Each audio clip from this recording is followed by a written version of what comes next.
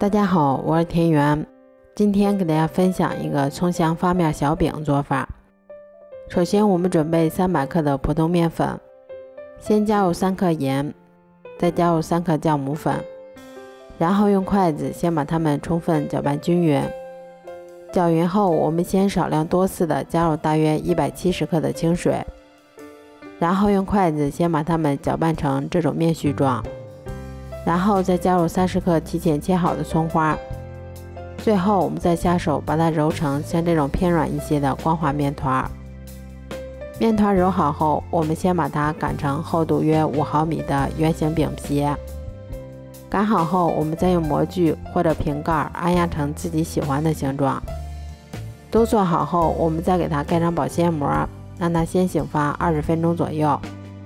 20分钟后，我们把电饼铛先预热，不用刷油，然后再依次放入我们做好的生胚，全程用中小火慢烙，中间给它们勤翻动一下，确保受热均匀。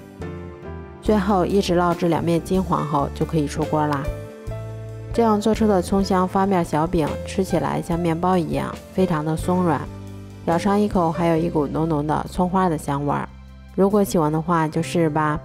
喜欢我的视频就关注我吧，谢谢您的支持啊。